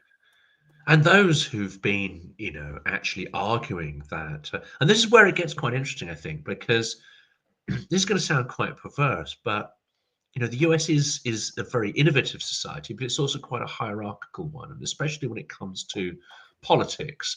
But perhaps in some ways even more so than Britain, which sometimes can feel extremely sort of stodgy to me, and quite possibly to you as well. Incredibly bureaucratic, incredibly hierarchical, actually incredibly centralized, but also fragmented at the same time. You've got all these states with their own, different laws and processes and layers of legal this, that, and the other, and yet you've got a huge kind of bloated bureaucracy in Washington. So in some ways, you could make some cursory comparisons to the USSR, a quite inefficient, hugely bloated, massively overextended military power, who is, built up its indebtedness beyond perhaps the possibility of its economy to be particularly healthy. And that's starting to stifle innovation. It's starting to stifle, SMEs, small businesses, the man in the street, globalization really eating into local communities and so on. So you can see why some people would look at Washington and say, this is like a great big tumor, sucking the life out of the country, and we have to deal with it. So I think that's why it's been relatively easy for them to sort of take a chainsaw to the bureaucracy, because of these decades of resentment. And then you have partisan politics, piled in. The trouble is, this isn't a solution, is it? You don't just go in and smash something up. Because you're just going to be left with a pile of rubble. You have this in companies. Now, sometimes when a company's overextended, you have to make difficult cuts and so on. But you don't literally cut everything. You look at the bits that are healthy, you do proper analysis, and you say, okay, well, we'd love to be doing this X, Y, and Z, or selling these products. But actually, if we carry on doing this, this, and this, and this, then we're going to go bankrupt. So let's focus on what we do really well and where we make a profit, and we cut away the dead wood and we keep the healthy stuff. Well, that would be a reasonable process, but that's not what Musk are doing and Trump, because they're not reasonable people. They're going in and they're hacking the green wood and the brown wood and the dead wood and this, and they're going at the roots and they're going everywhere because they have no flipping plan or idea what they're doing. That's no solution. I think they do have an idea what they're doing, but they don't understand the ramifications of what they're doing and how they're doing it. Actually, someone said this, and it's a bit pejorative, but actually, there's something in this. I wonder what Mango Mussolini, so Donald Trump, understands really. And this idea that Trump actually believes he showed strength when yelling at Zelensky.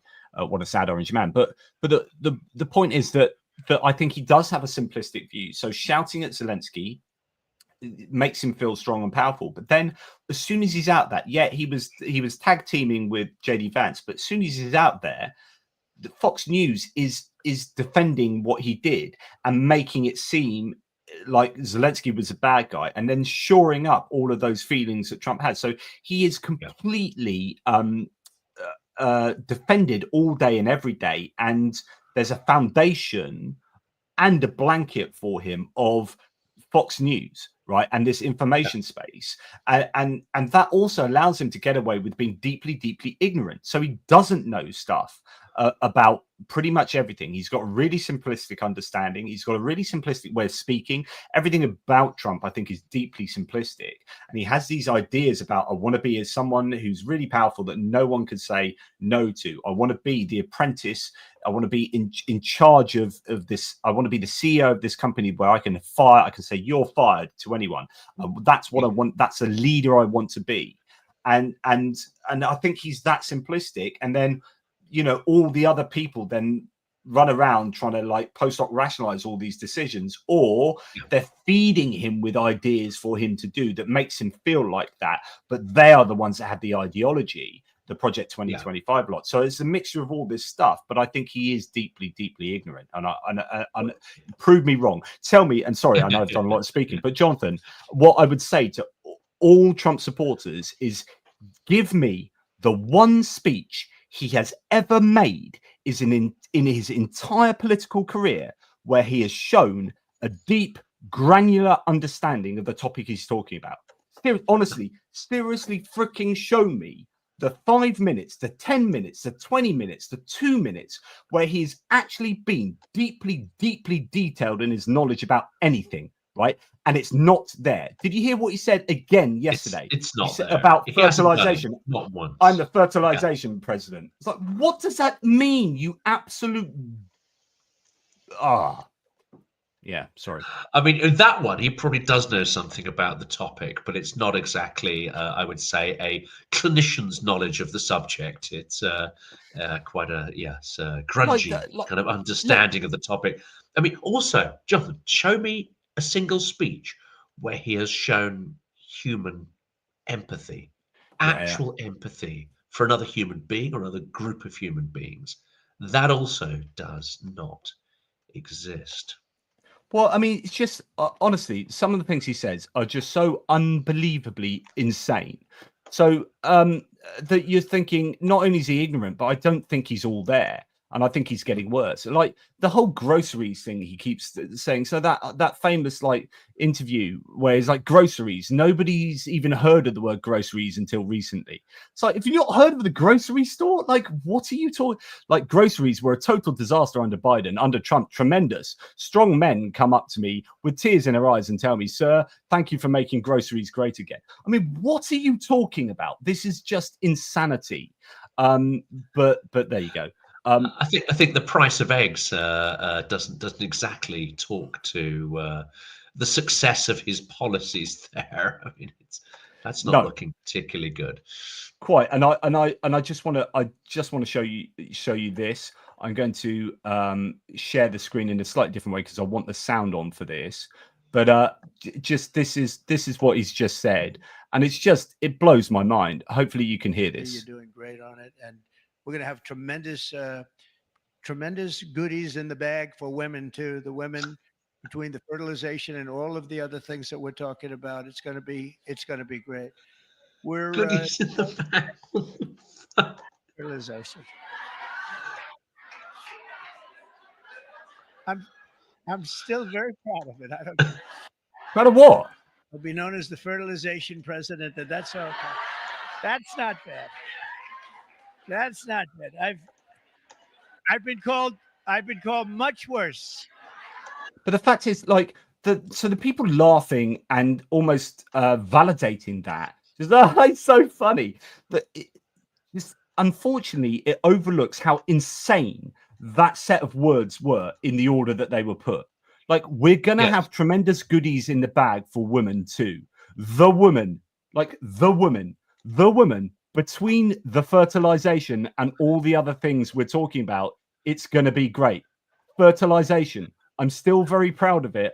I don't care. I'll be known as the fertilization president, and that's okay. That is, and excuse my French, that is fucking insane, right? And anyone, I'm sorry to swear, but anyone that voted for that guy and say he's my guy, he tells it like it is. It's like, what is like it is? Is like it is being mental. Like, he tells it like he's mental. Yes, okay, that's the right guy to vote for if you want somebody who's utterly mental in charge of your country. It's just like, that is nonsense. And when I'm talking about him being ignorant, if he doesn't read, he doesn't receive intelligence briefings, he talks like that, and he doesn't seem to have a grasp of what's going on. And in public, when he was asked about the signal thing the other day, he then said, yeah, it had a bad signal. And he thought signal, like it was a signal on a telephone and not like it's an app, a messaging app. Like, it's just, what is... I mean, but not a normal person who has that level of ignorance, one would like to think they just keep their mouth shut and they think like, yeah, I'm not going to say anything at this point because I'm not really sure what's being said, but I'll kind of nod meaningfully. The kind of thing I do in meetings all the time, Oh, yeah, of course, yeah. But of course, he has to open his mouth as a narcissist. And as someone who's deeply insecure, he cannot be seen to not have an opinion on a subject or just, spew or vomit some kind of nonsense up on that subject. But no, if you, and this was my point, unfortunately, why I have the so-called Trump derangement syndrome, and I have it pretty badly, which is I do actually listen to his speeches, and I listened to most of his speeches during the campaign trail in So did I. 2016. Yeah. Yep. And I listened to almost every day in office, every piece of garbage that came out of his fat orange gob. And none of it shows expertise in anything except the ability to market, except the ability to literally spew words out and try to calculate the response to those words without necessarily understanding any of the values or meanings behind the phrases. But what he is able to do is to acquire phrases, loosely string them into what might be termed a sentence, although I wouldn't term it a sentence with my British education, and then spew it out and test, what response he gets. He's a marketer in real time.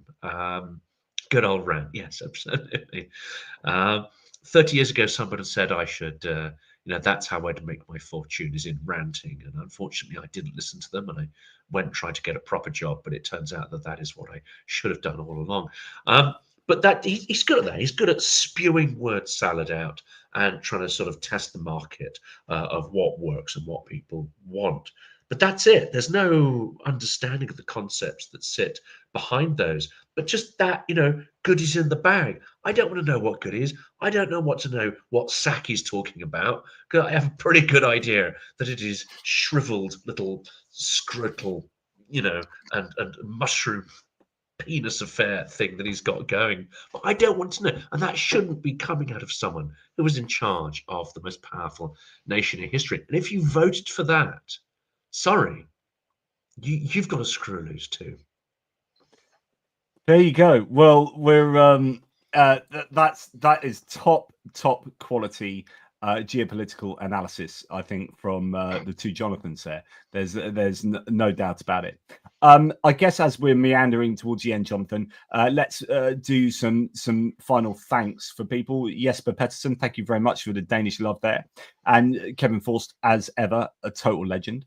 Thanks for the geopolitics memberships. Julian Roster, as we've already asked that question, thank you very much formally there. David, 5 Silicon Curtain memberships. That's awesome for the JF. Richard Bennett, awesome support from yourself as ever.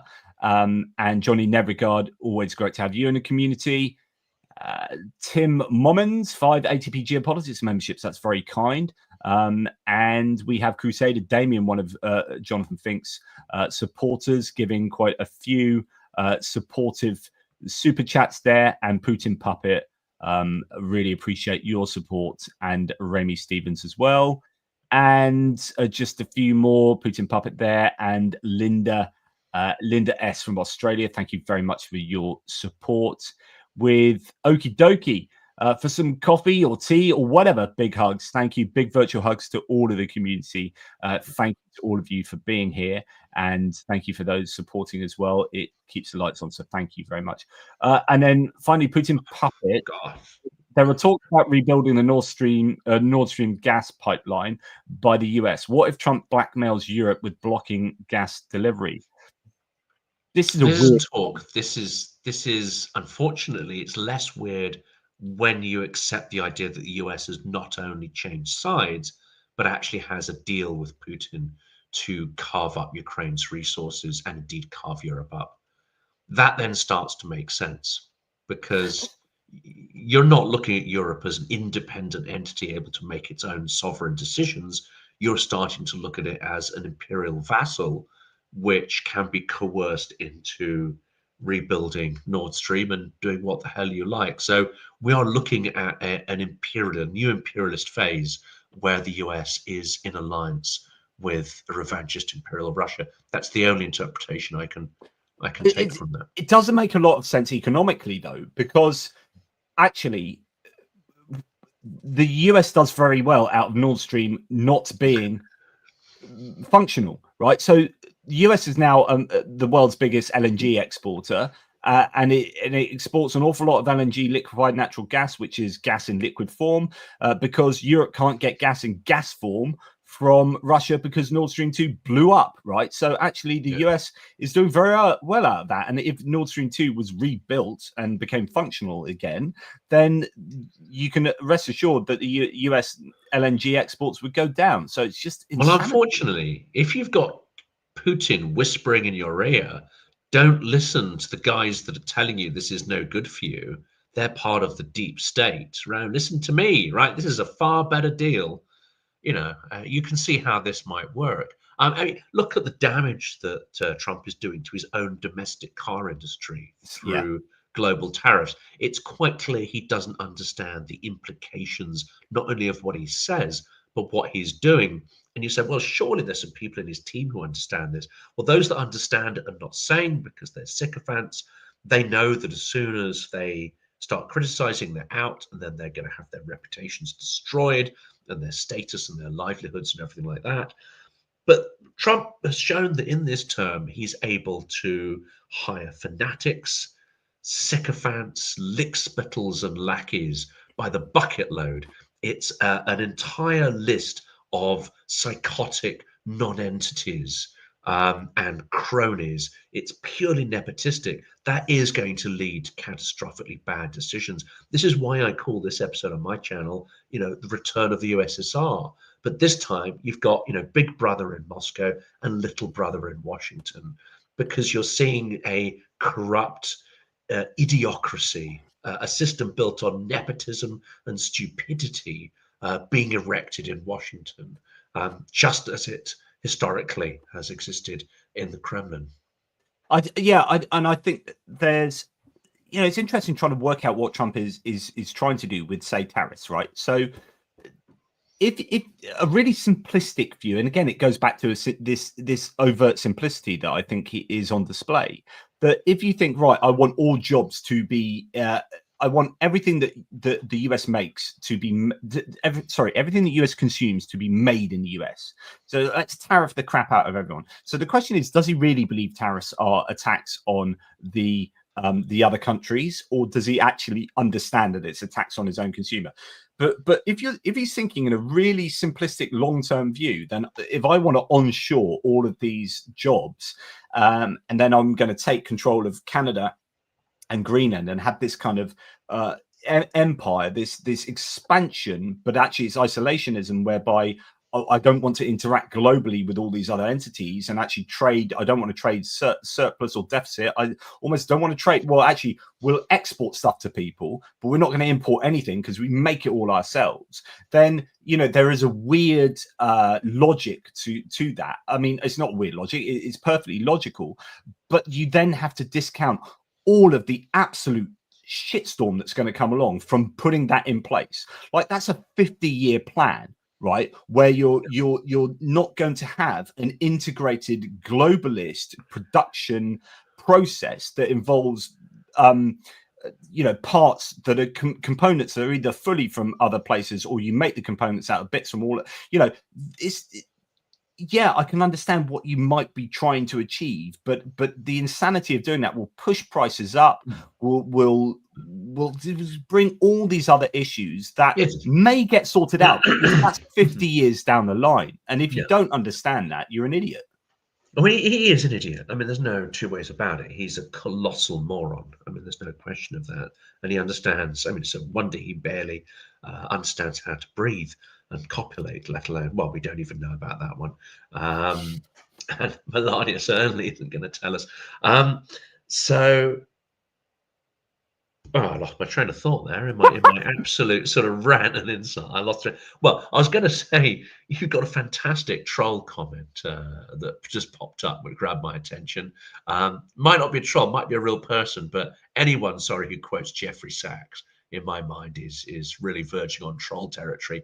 But he says the US blocked Nord Stream, according to Jeffrey Sachs.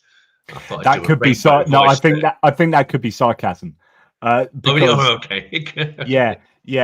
So you got Seymour Hersh and Sachs and Mearsheimer and all that lot. Absolutely, the whole crowd of yeah. I know what I was going to say. I mean, Trump will do things, but he won't know the consequences of his actions. And then when those consequences come apparent, he'll sort of well, do something else.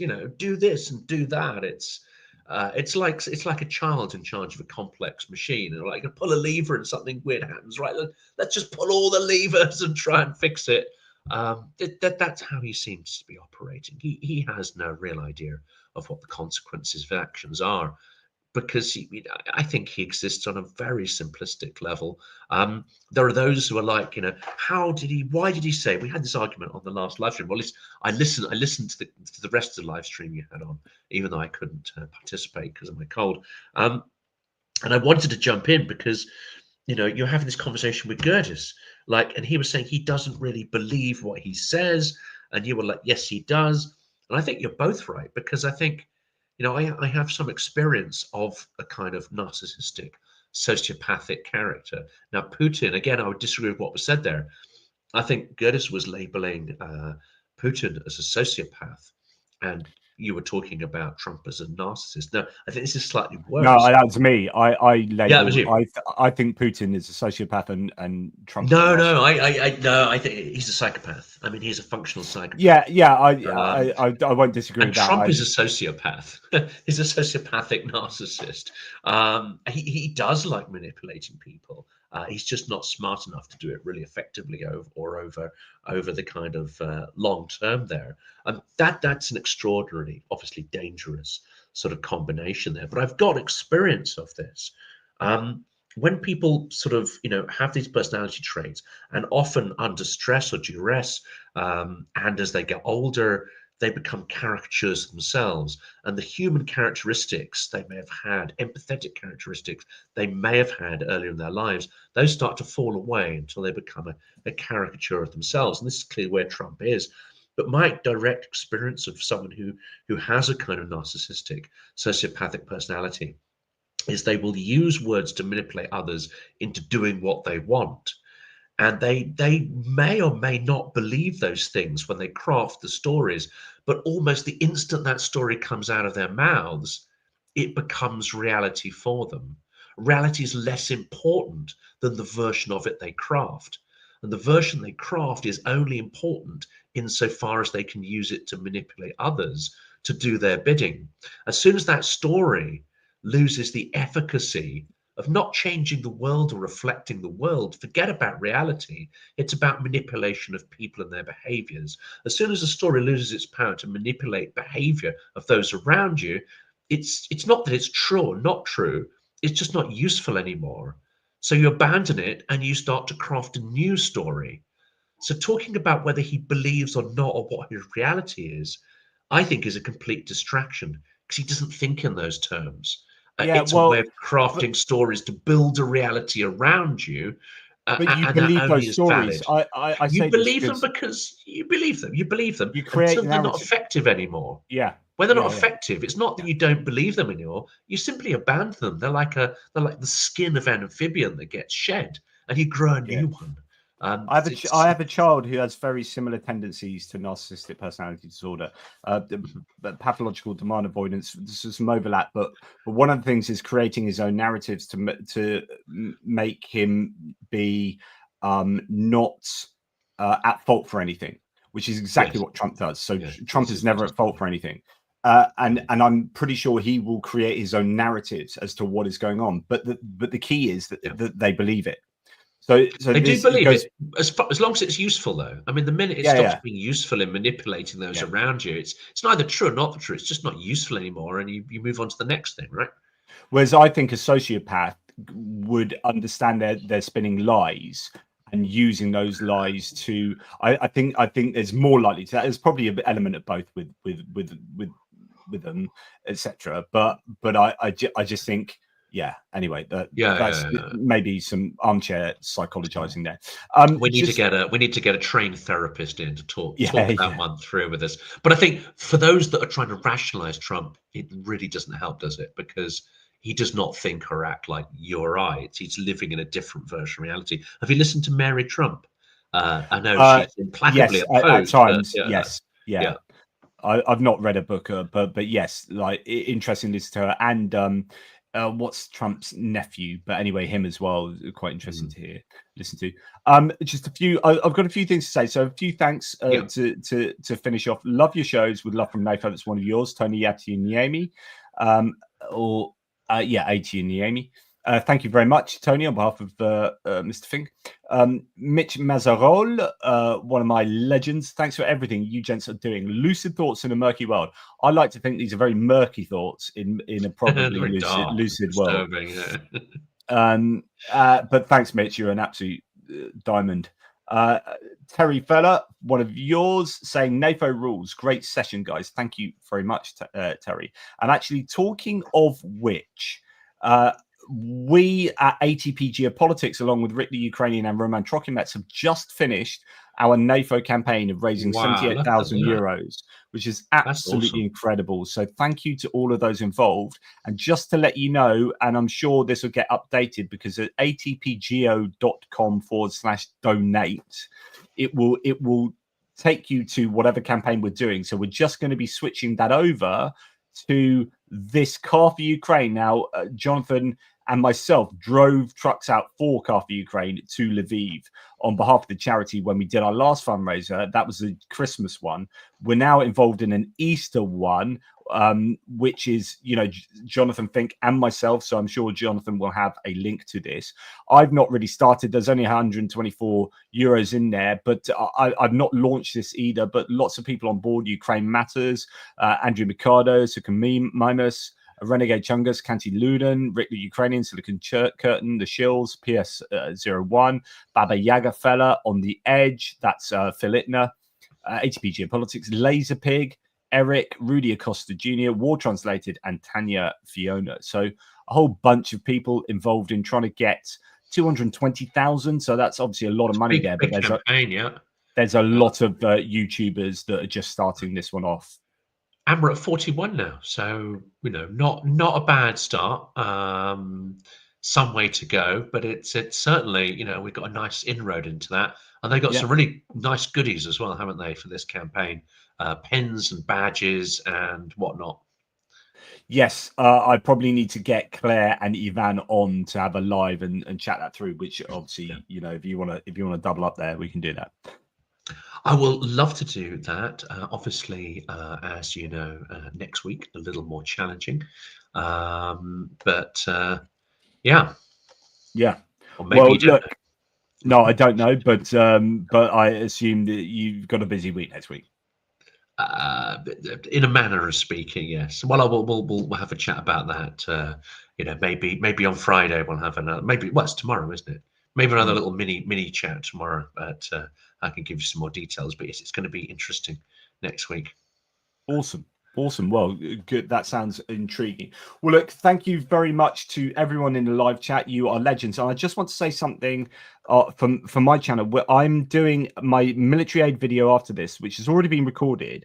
But Benny Pye suggested, and I've thought about this previously as well, as doing a premiere. Because you guys are already there, if you want to chat in a live chat, I'm going to do the pre-record as a premiere. And what that does is it makes it live, even though I'm not there live. But for those in America, I'm going to go to bed now. But for those in America who want a late night, if you want to stay chatting in the live feeds together while listening to the military aid video, you can do that. It will be effectively a live, going live in 2 minutes at 11:20. So if you guys want to head over to there, feel free to do that, and it'll be great to see you over there. And I'll probably read the live chat in bed. But thank you so much anyway to you guys. That just broke my brain. If you got a time machine or something, I don't know. I'm not sure how that all works. I will be naked, Jonathan. I will be naked. Okay, well that nightmares, cue nightmares. Awesome between Trump's little orange button mushroom of an affair and my walnut whip, and your walnut whip. That's too much. Awesome. Okay, well, too much information. Thanks everybody. Really appreciate that. Glad to know that we brought the standard down deeply at the end. That's into the gutter where I like to be. Awesome. We've got good viewing as well. These evening slots tend to do a lot better than the afternoon one. We've got 1,684 people watching on Silicon Curtain, so that's pretty decent. And overall, when people sort of have watched the recorded version, we should hit about 10-12K. I would have thought for that at least. So amazing. That's good going. You're a man that thinks about these things combined.